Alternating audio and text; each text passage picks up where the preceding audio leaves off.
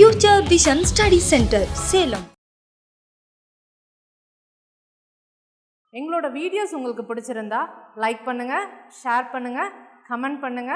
மறந்துடாம சப்ஸ்கிரைப் பண்ணிட்டு கூடவே இருக்க பெல் ஐகானை கிளிக் பண்ணிடுங்க. ஸோ தட் எங்களோட வீடியோஸ் உங்களுக்கு மிஸ் ஆகாமல் வந்துட்டே இருக்கும். இன்னைக்கு நம்ம இந்த வீடியோவில் என்ன டாபிக் பார்க்க போகிறோம் அப்படின்னா, நம்மளோட யூஜி டெட் இங்கிலீஷில் பேப்பர் 2ல் யூனிட் 2 அதில் நம்மளோட ப்ரோஸ் டாபிக் தான் பார்க்க போகிறோம். ப்ரோஸ் டாப்பிக்கில் என்ன டாபிக் அப்படின்னு சொல்லி பார்த்தீங்கன்னா, நமக்கு ப்ரோஸில் நான் டீட்டெயில் ஸ்டடியில் 2 கொடுத்துருக்காங்க. ஒன்று சர் ரோஜர் தியேட்டர்னு ஒன்று ஃபஸ்ட்டு கொடுத்துருப்பாங்க அடிசனோடது, ரெண்டாவது ஸ்பெக்டேட்டர் கிளப் அப்படின்னு சொல்லிட்டு ஒன்று கொடுத்துருப்பாங்க. ஆனால் நம்ம இப்போ பார்க்க போகிறது எப்படி பார்க்க போகிறோம்னா, ஃபஸ்ட்டு ஸ்பெக்டேட்டர் கிளப் பார்க்க போகிறோம். இதை ஸ்பெக்டேட்டர் கிளப்பை படித்து முடிச்சாதான் அதோட கண்டினியூஷனாக தான் நமக்கு சர் ரோஜர் தியேட்டர் வரும். ஏன் அப்படின்னு இப்போ உங்களுக்கு நான் சொல்கிறேன். ஸோ இப்போ நம்ம ஃபர்ஸ்ட் என்ன டாபிக் பார்க்க போகிறோம் அப்படின்னா, Spectator Club by Richard Steele அப்படிங்கிற ஒரு டாபிக் தான் பார்க்க போகிறோம். இது இன்ட்ரடக்ஷன் அபவுட் ஆத்தர் ஃபர்ஸ்ட் பார்த்தலாம். இதுல நம்ம ஸ்டீலும் சரி அடிசனும் சரி நம்ம எப்போ இவங்களை பத்தி படிச்சாலுமே ஒருத்தர் இல்லாம இன்னொருத்தரை பத்தி படிக்கவே முடியாதுங்க. ஏன்னா 2 பேருமே எல்லா ஒர்க்குமே கம்பைனா தான் பண்ணியிருப்பாங்க. ஸோ இருந்தாலும் ஃபர்ஸ்ட் நம்ம இப்போ ரிச்சர்ட் ஸ்டீலோட இன்ட்ரடக்ஷன் பார்த்தலாம். இவர் யாரு அப்படின்னு சொல்லி பார்த்தீங்கன்னா, ஒரு பிரிட்டிஷ் எஸ்ஏயிஸ்ட், டிராமாட்டிஸ்ட், பொலிட்டீஷியன் எல்லாமே இருந்திருக்காரு. இவரோட ஃபேமஸ் ஒர்க் அப்படின்னு சொல்லி எதுவும் பார்த்தீங்கன்னாவே, அவரோட அடிசன் கூட சேர்ந்து பண்ண இந்த series of essays, the Tatler and the Spectator சொல்லிட்டு 2 ஒர்க் பண்ணியிருப்பாங்க. ஃபர்ஸ்ட் டேட்லர் தான் பண்ணியிருப்பாங்க 1709ல். அடுத்ததான் ஸ்பெக்டேட்டர் கொண்டு வந்திருப்பாங்க 1711ல். இந்த ஸ்பெக்டேட்டர் அப்படிங்கிறது தான் ரொம்ப ஃபேமஸான ஒரு மேகசினா இருந்தது 18th செஞ்சுரியில். இந்த 18th செஞ்சுரி எந்த விதமான ஒரு காலகட்டம் சொல்லி பார்த்தீங்க அப்படின்னா, ப்ரோஸ் ஒரு பெரிய வளர்ச்சி அடைந்த காலகட்டம் எதுன்னு சொல்லி பார்த்தீங்கன்னா அந்த 18th செஞ்சுரியாக தான் இருக்கும். அந்த 18th செஞ்சுரியில் அதில் ஒரு முக்கியமான ஒரு ஆள் யார் அப்படின்னு சொல்லி பார்த்தீங்கன்னா, நம்மளோட ரிச்சர்ட் ஸ்டீலும் அந்த அடிசன் அப்படின்னு சொல்லலாம். ப்ரோஸோட வளர்ச்சிக்கு ஒரு முக்கியமான காரணம் கூட இவங்களை நம்ம சொல்லலாம். ஸோ அந்த மாதிரி இவங்க 2 பேருமே ஒருத்தரை வச்சு ஒருத்தர் 2 பேரையும் நம்ம கம்பைன் பண்ணி தான் படிக்கிற மாதிரி இருக்கும். ரிச்சர்ட் ஸ்டீல் எங்க பிறந்திருக்காருன்னா, டப்ளின்ல அயர்லாந்துல பிறந்திருக்காரு. இவரை ஐரிஷ் ரைட்டர் கூட சொல்லலாம். மார்ச் 1672ல. இவரோட எக்ஸாக்ட் பர்த் டேட் தெரியல, ஆனா அவரோட பேப்டிஸ்ட் பண்ண டேட் மட்டும் நமக்கு கிடைச்சிருக்கு, மார்ச் 12. ஆனா பேசிக்காவே இங்கிலாந்து பீப்புள் என்ன பண்ணுவாங்கன்னா, பிறந்ததுல இருந்து 3 நாள் கழிச்சு தான் பேப்டிஸ்ட் பண்ணியிருப்பாங்க. ஸோ இதுக்கு 3 நாளுக்கு முன்னாடி அவரோட பர்த் டேட் நம்ம ஞாபகம் வச்சுக்கலாம். அவரோட அப்பா பாத்தீங்கன்னா யாருன்னா, ஒரு அட்டர்னியா இருந்திருக்காரு, ஒரு லாயரா இருந்திருக்காரு. அவரும் எப்ப இறந்து போயிடுறாருன்னா 1676ல இறந்துடுறாங்க. அதுக்கு அடுத்த வருஷமே அவங்க அம்மாவும் இறந்து போயிடுறாங்க. ஸோ இப்ப ஸ்டீல் எங்க போறாரு அப்படின்னா, யாரோட கார்டியன்ஷிப்புக்கு போறாருன்னு சொல்லி பாத்தீங்கன்னா, அவரோட மெட்டர்னல் அங்கிள், அதாவது அம்மா வழி சொந்தக்காரங்களான ஒரு அங்கிள் கிட்ட, ஒரு கார்டியனு கிட்ட போய் இவரு தங்க வேண்டியதா இருக்கு. அவர் யாரு அப்படின்னு சொல்லி பாத்தீங்கன்னா, ஹென்ரி கேஸ்காயின் அப்படின்னு சொல்லி ஒருத்தர்கிட்ட போறாரு. அவர் தான் இப்போ ஸ்டீலோட கார்டியனா இருக்காரு. ஸோ இதுக்கப்புறம் இவர் யாரு அப்படின்னு சொல்லி பாத்தீங்கன்னா, டியூக் ஆஃப் ஆர்மாண்டோ அப்படிங்கிறவர்கிட்ட ஒரு செக்ரட்டரியா இருந்திருக்காரு. அதுக்கப்புறம் இப்படிதான் அவருக்கு பொலிட்டீஷியன் லிங்க் கிடைக்குது. 1684ல இவர் ஸ்கூல் அட்டென்ட் பண்றாரு லண்டன்ல. அந்த ஸ்கூல் சார்ட்டர் ஹவுஸ் ஸ்கூல் அப்படிங்கிற இடத்துல தான் இவர் யாரை மீட் பண்றாரு அப்படின்னா, நம்மளோட ஜோசப் அடிசனை மீட் பண்றாங்க. இப்படிதான் 2 பேரும் ஃபர்ஸ்ட் ஸ்கூல்லயே மீட் பண்ணிடுறாங்க. அடுத்ததா ஸ்டீல் அடிசன் 2 பேருமே எங்க போறாங்கன்னா, ஆக்ஸ்போர்ட் போறாங்க. அங்க ஆக்ஸ்போர்ட்ல ஸ்டீல் கிறிஸ்ட் சர்ச் காலேஜ்ல போறாரு 1689ல. அதுக்கப்புறம் அங்க இருந்து மர்டன் காலேஜுக்கு போயிடுறாரு. 1691ல சேஞ்ச் ஆயிடுறாரு. இவரோட ஆக்ஸ்போர்ட்ல படிச்ச ரொம்ப டேலண்டான ஸ்டூடெண்டோ, ரொம்ப ஃபேமஸான ஸ்டூடெண்டோ அப்படிலாம் கிடையாதுங்க. ரொம்ப ஒரு அன்டிஸ்டிங்விஷ்ட் அப்படின்னா என்னன்னா, ஒரு ஆவரேஜான, ஒரு அன்இன்ஸ்பயரான ஸ்டூடெண்டா தான் அங்க படிச்சு முடிக்கிறாங்க.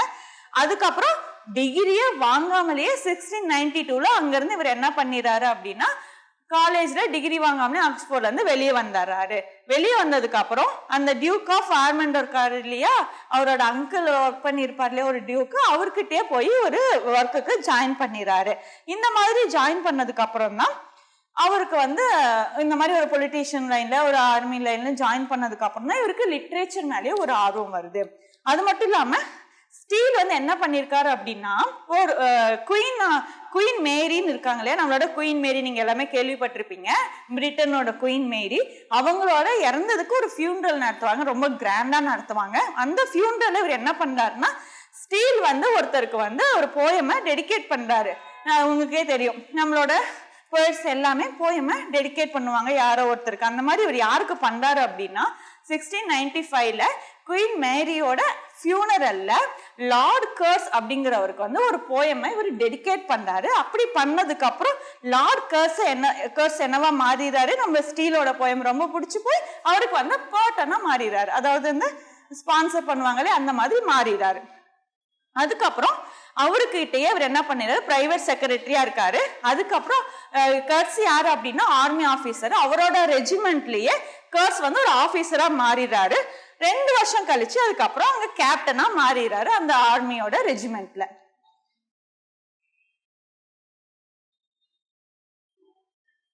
இந்த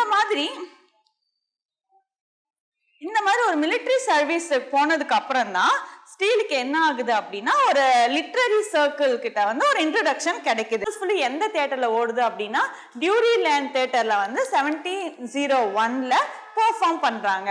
அதுக்கப்புறம் என்ன ஆகுது அப்படின்னா, அந்த பிளே வந்து ரொம்பவே சட்டையர், அந்த நியூ ப்ரொஃபஷன் அண்டர்டேக்கிங் மாதிரி ஒரு சட்டையர் பிளேவா இருக்கு. அதுக்கப்புறம் the lying lover, the ladies friendship அப்படின்னு சொல்லிட்டு எழுதுறாங்க 1703ல. அதுக்கப்புறம் அதோட 3rd காமெடி வருது 1722ல.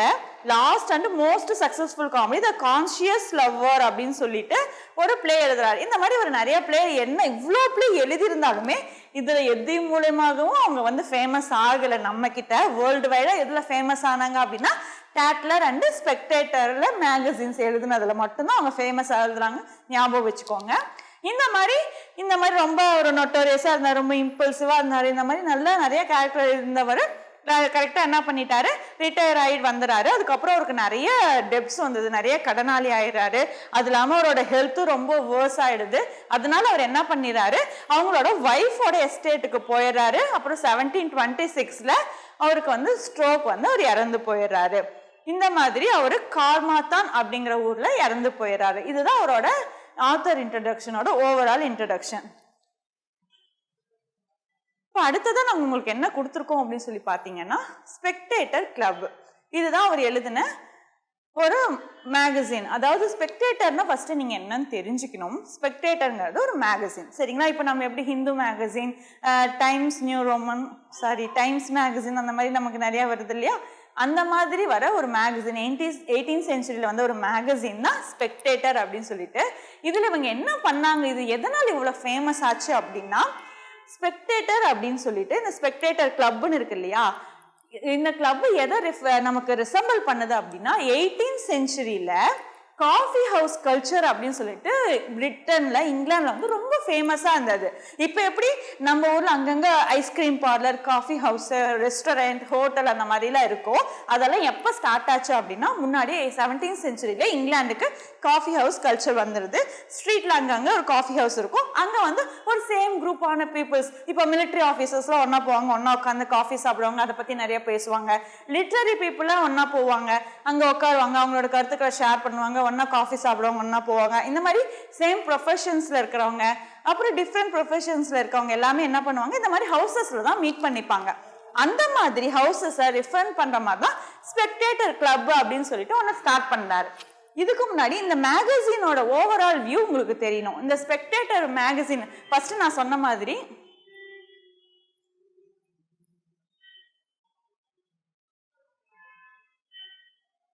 ஃபர்ஸ்ட் நமக்கு வந்து டேட்லர் தாங்க வருது. டேட்லர் எப்போ வருதுன்னா 1709ல வருது. 1 இயர் தான் அது சக்சஸ்ஃபுல்லா ஓடுது. அதுக்கப்புறம் வந்து நமக்கு ஸ்பெக்டேட்டர் வருது.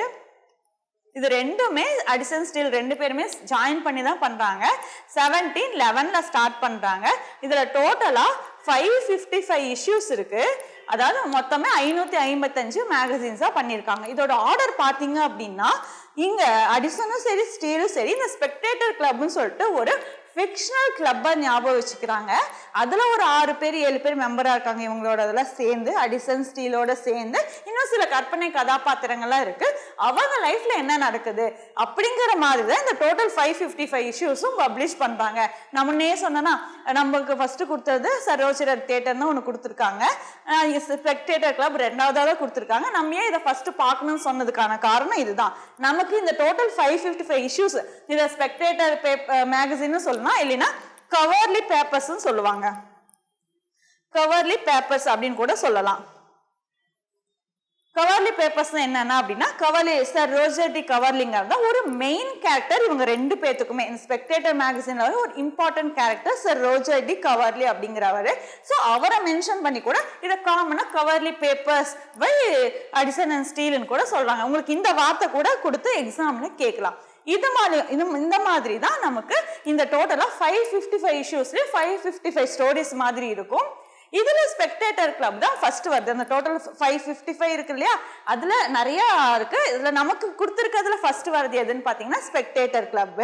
இதுக்கு அப்புறமா தான் நம்ம சார் ரோஜர் அட் த தியேட்டர்ங்கிற ப்ரோஸ் பார்க்க போறோம். ஏன் அப்படின்னா இந்த ஸ்பெக்டேட்டர் கிளப்ல ஸ்டீல் என்ன பண்ணிருக்காரு அப்படின்னா அந்த கற்பனை கதாபாத்திரங்களா இருப்பாங்க சொல்லியா, அந்த கிளப்ல இருக்க கற்பனை கதாபாத்திரங்களை அவங்கள பத்தியும் அவங்களோட நேச்சர் பத்தியும் இதுல எக்ஸ்பிளைன் பண்ணிருப்பாரு. அதாவது அந்த கிளப்பை பத்தி ஒரு அழகான ஒரு நம்ம ப்ரொலாக் டு த கேண்டர்பரி டேஸ்ட்ல எப்படி சாசர் வந்து நமக்கு ஒவ்வொரு கேரக்டர்ஸோட இதை வந்து ப்ரொலாக்ல கொடுத்துருப்பாங்க இல்லையா, அந்த மாதிரி ஒவ்வொரு கேரக்டர்ஸையும் நமக்கு வந்து அழகா எடுத்து கொடுத்துருக்காரு இந்த ஸ்பெக்டேட்டர் கிளப் அப்படிங்கிற ஒரு மேகசின்ல.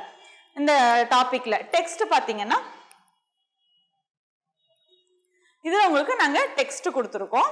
இந்த டெக்ஸ்ட்ல வந்து இதாவது ஒரிஜினல் டெக்ஸ்ட். இது உங்களுக்கு இந்த ஒரிஜினல் டெக்ஸ்ட் நான் முன்னையே சொன்ன மாதிரிங்க உங்களுக்கு கண்டிப்பா படிச்சு பார்த்தா ஃபர்ஸ்ட் டைம் படிச்சு பார்த்தா புரியாது. நாங்க உங்களுக்கு நீங்க இதை வந்து மைண்ட்ல வச்சுக்கோங்க.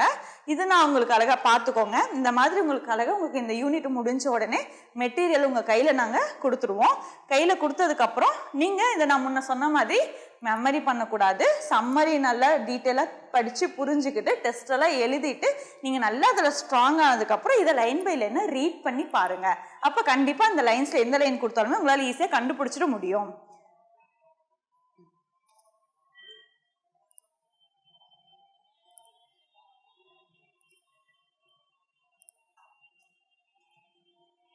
ஸோ இங்கே கொடுத்துருக்கிறது எல்லாமே உங்களுக்கு ஒரிஜினல் டெக்ஸ்ட். இப்போ அந்த டெக்ஸ்ட்டை பற்றியான ஒரு அழகான ஒரு சம்மரி நம்ம பார்க்கலாம். ஸ்பெக்டேட்டர் கிளப் நான் சொன்ன மாதிரி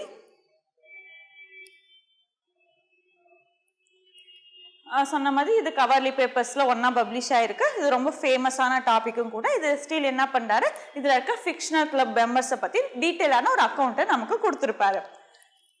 ஸ்பெக்டேட்டர் பற்றியான இன்ட்ரடக்ஷன் தான் கொடுத்துருக்கோம். இது எப்போ வந்து எப்போ வரைக்கும் போயிருக்குன்னா இதில் வந்து 2 சீரீஸ் வந்து March 1 ஸ்டார்ட் ஆகி 1711 December 6, 1712 வரைக்கும் போயிருக்கு. இதில் டோட்டலாக 555 இஷ்யூஸ் தாங்க இருக்கு.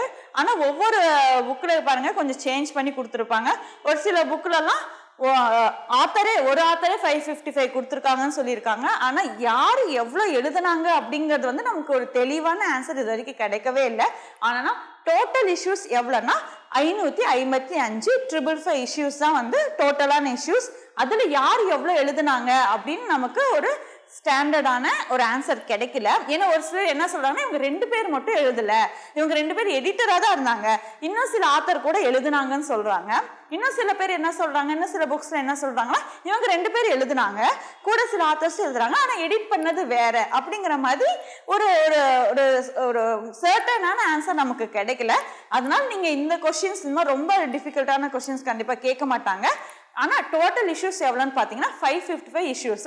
இதுல மேக்சிமம் எழுதியிருக்க ஆத்தர்ஸ் யாருன்னா அடிசன் அண்ட் ஸ்டீல். இதை ஞாபகம் வச்சுக்கோங்க. இந்த மாதிரி எழுதியிருக்காங்க.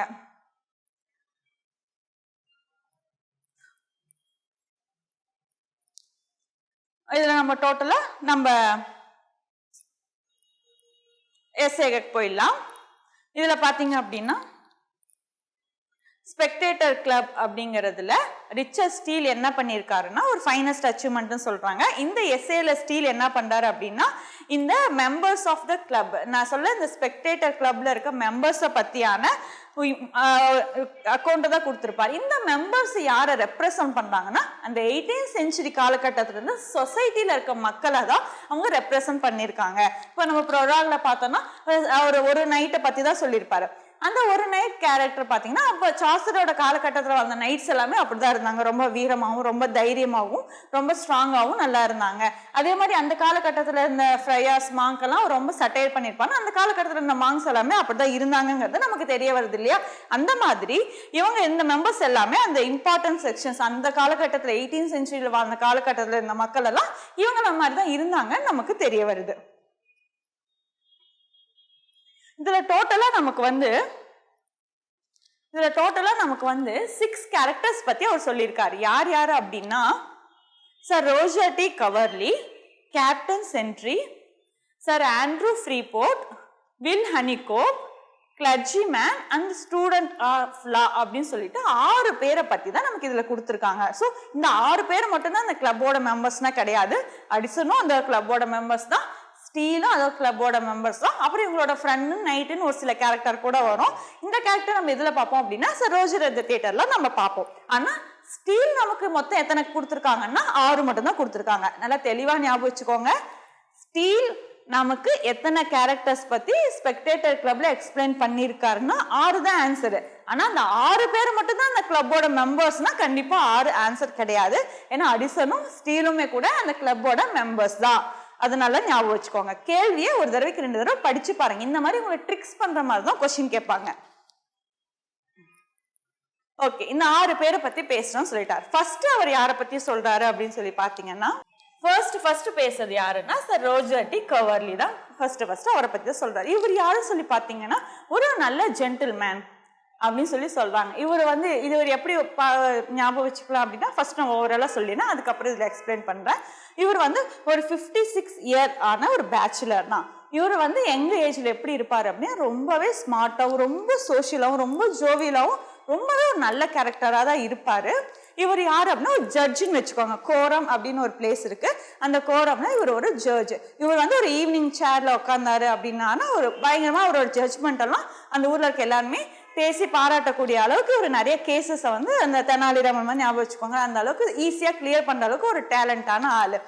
இவர் ஏன் பேச்சுலராகவே இருக்காரு 56 இயர்ஸ் வரைக்கும் அப்படின்னு சொல்லி பார்த்தீங்கன்னா இவர் ஒரு விடோ, அதாவது ஒரு யங் பியூட்டிஃபுல் விடோ, அதாவது ரொம்ப அழகா இருக்க ஒரு விதவை பெண்ணை காதலிக்கிறாரு. அந்த காதல் சக்சஸ் ஆகாம ரொம்ப ஒரு பயங்கரமான ஃபெயிலியர் ஆயிடுது. அந்த காதல்ல தோத்து போனதுக்கு அப்புறம் இவர் என்ன பண்றாரு அப்படின்னா அவரோட அந்த சோசியல் லைஃப் அப்படிங்கறத ரொம்ப அப்படி ஒரு தனிமைப்படுத்திக்கிறாரு. அந்த ஜோவியாலிட்டி எல்லாம் அவர்கிட்ட இருந்து போயிடுது. அந்த மாதிரி ரொம்ப ஒரு சீரியஸான கேரக்டரா மாறி ரொம்ப ஜாலியா கேரக்டர் இருந்தவர் என்னவா மாறிடுறாரு, ஒரு சீரியஸான கேரக்டரா மாறிடுறாரு. இப்படிதாங்க இவர் என்ன கேரக்டரு, இவர் எங்க இருக்காரு, இவர் எந்த மாதிரி நடந்துக்கிறாரு அப்படிங்கறத பத்தி தான் ஸ்டீல் நமக்கு கொடுத்துருக்காரு. சொன்ன மாதிரி ரோஜர் சொன்னோமா இவர் ரொம்ப எக்ஸ்ட்ராடினரி நேச்சர் இருக்கவரு, ரொம்ப குட் சென்ஸ் அவருக்கு இருக்கு அப்படின்னு சொல்லிட்டு சொல்றாங்க. ஆனா இவர் என்ன பண்ணுவாராம், அடிக்கடி இந்த உலகம் இருக்கு இல்லையா, இந்த உலகம் ஏன் அப்படி பண்ணுது, ஏன் இந்த மக்கள்லாம் இப்படி பண்றாங்க அப்படின்னு சொல்லிட்டு இந்த உலக நடப்புகளை பத்தி அப்பப்போ குறை சொல்லிட்டே இருப்பாரு. அந்த மாதிரி ஒரு கேரக்டர். ஆனா இவருக்கு எந்த எனிமிஸுமே இல்லை இந்த கேரக்டர்னால அப்படின்னு சொல்றாங்க. இவருக்கு ஒரு யூனிக் கெப்பாசிட்டி இருக்கு ப்ளீஸ் பண்றதுல. ஒரு சிலராம் பாத்தீங்கன்னா ஹெல்ப் கேட்டா நம்மளால மறுக்கவே முடியாது. அந்த மாதிரி இவர் அந்த ப்ளீஸ் பண்றது கூட அவருக்கு ஒரு யூனிக்கான கெப்பாசிட்டி இருக்கு அப்படின்னு சொல்லிட்டு சொல்றாங்க. Lawyer, man of law. அப்புறம் தேர்டா இவர் யாரை பத்தி டிஸ்கிரைப் பண்றாரு அப்படின்னா சர் ஆண்ட்ரூ ஃப்ரீபோர்ட் அப்படிங்கிற ஒரு கேரக்டரை பத்தி தான் டிஸ்கிரைப் பண்ணாரு. இவர் யார் அப்படின்னு பாத்தீங்கன்னா லண்டன்லயே ஒரு ஃபேமஸான பிசினஸ் மேன் அப்படின்னு சொல்லலாம். அவர் ரொம்ப ஒரு டேலண்டான ஒரு பெரிய பிசினஸ் மேன் தான் நம்மளோட ஆண்ட்ரூ ஃப்ரீபோர்ட். இவர் யார் அப்படின்னா ரொம்ப லெபோரியஸ், வேலை செஞ்சுட்டே இருப்பாரு, ஒரு பிசினஸ்க்காக உழைச்சிட்டே இருப்பாரு, ஒரு பயங்கர பிசினஸ் எக்ஸ்பீரியன்ஸ் ஆன ஆளும் கூட. அந்த மாதிரி இவருக்கும் ஒரு கிரேட் அண்டர்ஸ்டாண்டிங். இவரோட நாலேஜ் பாத்தீங்கன்னா காமர்ஸ்ல ஒரு பெரிய அளவுக்கு நாலேஜ் இருக்க ஒரு ஆளு அப்படின்னு சொல்லிட்டு சொல்றாங்க. இவருக்குன்னு ஒரு தனி ஸ்பெஷலான ஒரு ஐடியா வச்சிருக்காரு. என்ன அப்படின்னு சொல்லி பாத்தீங்கன்னா அந்த 18th centuryயான காலகட்டம்லாம் பாத்தீங்கன்னா இங்கிலாந்து சுத்தி இருக்க உலகத்துல இருக்க நிறைய நாடுகள் மேல அந்த காலனி ஆதிக்கம் பண்ணிட்டு இருந்த காலகட்டம். அப்ப இவர் என்ன சொல்றாரு அப்படின்னா இவரோட கருத்தும் அந்த கருத்தும் ஒன்னாதான் இருக்கும். எப்படின்னா இவர் என்ன பண்ணுவோம், ஒரு போர் புரிஞ்சு ஒரு ஆயுதங்களை வச்சு ஒரு நாட்டை பெரிதுபடுத்துறதை விட இவர் சொல்ற ஐடியா தான் பிரிட்டிஷ்காரங்க கூட நம்ம மேல ஃபாலோ பண்ணியிருக்காங்க. ஒரு பிஸ்னஸ் தான் ஒரு நல்ல ஒரு ட்ரிக்ஸ், ஒரு பிஸ்னஸ் மூலியமா தான் நம்மளோட அந்த டொமைனை வந்து நம்மளால எக்ஸ்டெண்ட் பண்ண முடியும் அப்படின்னு சொல்லிட்டு இந்த ஒரு ஐடியா வச்சிருந்தாரு. அதே ஐடியா தான் இங்கிலாந்து வந்து நம்ம நாடுகள் மேல கூட யூஸ் பண்ணியிருப்பாங்க. ஸோ அந்த ஐடியா அப்போ அந்த காலகட்டத்தில் இருக்க எல்லா பிஸ்னஸ் மேனுக்குமே இந்த ஐடியா இருந்திருக்கு அப்படின்னு சொல்லி நம்ம இது மூலியமா தெரிஞ்சுக்கலாம். ஸோ இவர் என்ன பண்ணியிருப்பாரு, நிறைய நாடுகளில் இவருமே பிஸ்னஸ் பண்ணிட்டு இருப்பாரு. இவருக்கு வந்து இவர்கிட்ட வந்து ஒரு யூனிக் ஆர்ட் ஸ்பீச் அப்படி இருக்குன்னு சொல்லி சொல்றாங்க. இவர்கிட்ட ஒரு பிஸ்னஸ் மேன் சும்மாவே அழகா பேசுவாங்க, சூப்பரா. அந்த மாதிரி இவர் பேசுறத ஒரு ஆர்ட் ஆஃப் ஸ்பீச்னே சொல்லலாம் அப்படின்னு சொல்லிட்டு நம்ம ஸ்டீல் நமக்கு சொல்றாரு. இந்த மூலயமா இந்த மாதிரி பிஸ்னஸ்லாம் பண்ணால் இங்கிலாந்து வந்து ஒரு பெரிய கிங்டமாக மாறும் அப்படின்னு சொல்லிட்டு நிறைய பெனிஃபிட் கிடைக்கும் இங்கிலாந்துக்கு அப்படின்னு சொல்லிட்டு அப்போ அந்த காலகட்டத்தில் இந்த பிஸ்னஸ் மேன் மாதிரியே தான் இவரும் திங்க் பண்ணியிருக்காரு. இவருக்கு அடுத்ததா 4வதா நம்ம ஸ்டீல் யாரை பற்றி டிஸ்கிரைப் பண்ணியிருக்காரு அப்படின்னு சொல்லி பார்த்தீங்கன்னா கேப்டன் சென்ட்ரி அப்படிங்கிற ஒரு கேரக்டர். கேப்டன் சொன்னாவே இவர் என்ன தெரியும் நமக்கு, மிலிட்ரியில ஒர்க் பண்ற ஒரு ஆஃபீஸர் அப்படின்னு சொல்லி நமக்கு தெரியும். இவர் ரொம்ப இன்டெலிஜென்ட்டான ஆளு, குட் அண்டர்ஸ்டாண்டிங்கான ஆளு. இவரும் மிலிட்ரியில நிறைய ஒரு சில வருஷங்கள் வந்து ஒர்க் பண்ணிட்டு அது வேண்டாம் அப்படின்னு சொல்லிட்டு வந்துடுவாரு. ஏன் அப்படின்னு சொல்லி பார்த்தா அவருக்கு வந்து ஆர்மியில எந்த ப்ரொமோஷனோ எந்த அப்ரிசியேஷனுமோ கிடைக்காது. ஏன் அப்படின்னா அதாவது இவர் என்ன சொல்வாரு அப்படின்னா இவர் ரொம்ப ஃப்ராங்கான கேரக்டருங்க. இவர் வந்து எது பேசினாலுமே ரொம்ப ஃப்ராங்கா பேசிடுவாரு. யாருக்குமே முகத்துக்கு நேரா ஃப்ராங்கா இது நீங்க பண்றது தப்பு அப்படின்னு சொன்னா உங்களுக்கு கோபம் வரும் இல்லையா, அந்த மாதிரி இவர் என்ன பண்ணிடுவாரு, ரொம்ப ஃப்ராங்கா பேசிடுவாரு. அது மட்டும் இல்லாம இவரோட கருத்து என்னன்னா யாரெல்லாம் ரொம்ப ஃபால்ஸ் மாடஸ்டியா இருக்காங்களோ அவங்களுக்கு தான் மிலிட்ரியில வந்து ஃபால்ஸ் மாடஸ்டின்னு என்ன, முகத்துக்கு நேரம் அப்படியே புகழ்ந்து பேசுறது, முதுகுக்கு பின்னாடி ஒண்ணு பேசுறது, இந்த மாதிரி ஃபால்ஸ் மாடஸ்டியா இருக்கவங்களுக்கு தான் அந்த ப்ரொமோஷன்ஸ் போஸ்டிங்ஸ் எல்லாம் கிடைக்கும் அப்படின்னு சொல்லிட்டு இவர் நம்புறாரு. உண்மையும் அதான் இருக்கு. அந்த காலகட்டத்துல இருந்து இந்த காலகட்டம் வரைக்குமே அது உண்மையாதான் இருக்கு. அதனால இவருக்கு வந்து எந்த ப்ரொமோஷனும் கிடைக்கல, எந்த அப்ரிசியேஷனுமே கிடைக்கல. அதனால இவர் வந்து மிலிட்ரியை விட்டு வந்துடுறாரு. ஏன் அப்படின்னா இவர் ஏன் ஃப்ராங்கா பேசுறாருன்னா இவருக்கு வந்து யாரையும் அந்த ஃபிளாட்டரா பேசுறது, ரொம்ப புகழ்ந்து பேசுறது, அந்த மாதிரி பேசுறது இவருக்கு பிடிக்காது. அதனால இவர் எப்பவுமே ரொம்ப ஃப்ராங்கான கேரக்டர். இவர் ஃப்ராங்கா இருந்தாலுமே இவர் வந்து ஃபிளாட்டரா இருந்தது இல்லைன்னாலுமே ஆனா அவரோட சீஃப் இருக்காங்களே, அவங்களோட சுப்பீரியர்ஸ் இருக்காங்களே, அவங்களோட ஆர்டர்ஸை இவர் கரெக்டா ஃபாலோ பண்ணி தான் இருந்திருக்காரு. இருந்தாலும் இவர் நம்மளை மதிக்க மாட்டேங்கிறாங்க, நம்மளை பத்தி புகழ்ந்து பேச மாட்டேங்கிறான்னு சொல்லி அவங்களுக்கு வந்து எந்த ப்ரொமோஷனும் கொடுக்காதனால இவர் மிலிட்ரியை விட்டு வந்துருவாரு. ஸோ இப்போ நம்ம பார்க்கறது எல்லாமே ஒரு கேரக்டர் பத்தி மட்டும் கிடையாதுங்க. இப்போ இந்த கேரக்டர் பத்தி நம்ம பார்க்குறோம்னா இதுல இருக்க குணாதிசயங்கள், இவங்களை பத்தியான விஷயங்கள் எல்லாமே அந்த காலகட்டத்தில் இருக்க மக்களை, ஒரு சமுதாயத்தை, சொசைட்டியை நமக்கு ரெஃப்ளெக்ட் பண்ணுதுன்னு நம்ம தெரிஞ்சுக்கலாம். அடுத்தது இவரை யாரை பத்தி நமக்கு சொல்றாரு அப்படின்னு சொல்லி பாத்தீங்கன்னா பிசினஸ் மேனுக்கு அப்புறம் வில் ஹனிகோம் அப்படிங்கிற ஒரு கேரக்டர் பத்தி தான் சொல்றாரு. இவர் வந்து ஒரு ஓல்டு மேன் தான். ஆனா இந்த ஓல்டு மேன் என்ன பண்ணுவாருன்னா ரொம்ப அழகா பேசுவாருங்க. இவருக்கு ஹிஸ்டரியில நல்ல நாலேஜ் இருக்கு. ஆனா இவரோட பேச்சு திறமை எதுக்கு யூஸ் பண்ணுவாரு அப்படின்னா உமன்ஸ் கிட்ட தான் யூஸ் பண்ணுவாரு. இந்த உமன்ஸ் இம்ப்ரெஸ் பண்றதுக்காகவும் உமன்ஸ் கிட்ட ஃபிளாட்டர் பண்றதுக்காக தான் அவர் அந்த பேச்சு திறமையை யூஸ் பண்ணுவாரு அப்படின்னு சொல்லிட்டு சொல்றாங்க.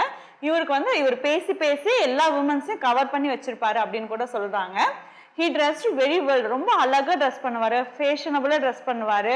ஹிஸ்டரி பத்தி ஒரு நல்ல நாலேஜ் இருக்கு. ஆனா அவர் எல்லாத்தையுமே எதுக்கு யூஸ் பண்ணுவாரு, அவரோட இன்ட்ரெஸ்ட் எல்லாமே எப்பவும் எதுல இருக்கும் அப்படின்னா pertaining to women கிட்ட எப்படி பேசி இம்ப்ரெஸ் பண்றது அப்படிங்கறத பத்தியே தான் ஒரு குறிக்கோளா இருந்திருக்காரு எப்பவுமே. he talked mostly of women. women's கிட்ட எதை பத்தி பேசுவார் அப்படின்னா அவங்க ட்ரெஸ்ஸஸை பத்தி பேசுவாரு, அவங்களோட மேனர்ஸை பத்தி பேசுவாரு, அவங்களோட ஃபேஷன்ஸ், ஹேர் ஸ்டைல்ஸ் இதை பத்திலாம் பேசிக்கிட்டே இருப்பாரு. அது இல்லாம நான் சொன்னல முன்னே இவருக்கு வந்து ஹிஸ்டரியில குட் நாலேஜ் இருக்கு. எப்படின்னா அந்த காலத்துல கூட இருக்கவங்களோட ஃப்ரெண்ட்ஸோட வைஃப்ஸ் இல்ல டாக்டர்ஸோட ஹேர் ஸ்டைல் இருக்கு இல்லையா, அந்த டாக்டர்ஸோட அந்த ஹேர் ஸ்டைல் எதை ரிசம்பிள் பண்ணுதுன்னா அந்த பிரெஞ்சு கிங்ஸ் எல்லாம் இருப்பாங்க, அவங்களுக்குலாம் நிறைய குயின்ஸ் இருப்பாங்க. அந்த குயின்ஸோட எந்த குயினோட இந்த ஹேர் ஸ்டைல் மேட்ச் ஆகுதுங்கிற மாதிரி சொல்ற அளவுக்கு இவருக்கு ஹிஸ்டரியில நிறைய நாலேஜ் இருக்கு அப்படின்னு சொல்றாங்க. இருந்தாலுமே நம்மளோட ஆத்தர் இவர் என்னன்னு சொல்றாங்க அப்படின்னா he was a gentleman. அவர் ஜென்டில்மேன் தான். எதை தவிர அந்த விமன்ஸ் கிட்ட பேசுறத தவிர, அந்த இதை யூஸ் பண்றதை தவிர, அந்த ஒரு கேரக்டரை லீவ் பண்ணி பார்த்தோம் அப்படின்னா இவர் வந்து ஒரு ஜென்டில்மேன், ரொம்ப ட்ரஸ்ட் வர்த்தியான ஆளும் கூட அப்படின்னு சொல்லிட்டு சொல்றாங்க. கடைசியா சிக்ஸ்த் அவர் யாரை பத்தி சொல்றாரு அப்படின்னு சொல்லி பாத்தீங்கன்னா ஒரு பிலாசபர் இல்லைன்னா கிளர்ஜிமேன் அப்படின்னு சொல்லிட்டு கடைசியா கிளர்ஜிமேன் பத்தி தான் நமக்கு சொல்றாரு. கிளர்ஜிமேன்னாவே உங்களுக்கு தெரியும், சர்ச்சில் இருக்க ஒர்க் பண்ண ஒருத்தர் தான். இவர் ரொம்ப சர்க்கர்டு லைஃப், அதாவது புனிதமான வாழ்க்கையை வாழ்ந்துட்டு இருக்கவர். இவர் வந்து ரொம்ப நல்ல கேரக்டர்.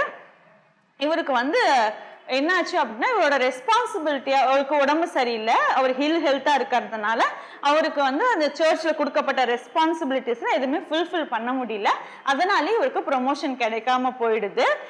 இவர்கிட்ட எப்ப நம்ம பேசினாலுமே he spoke always divine topics, கடவுளை பத்தியும் ஒரு புனிதமான டாபிக்கை பத்தியுமே தான் அதிகமா பேசக்கூடிய ஆளு.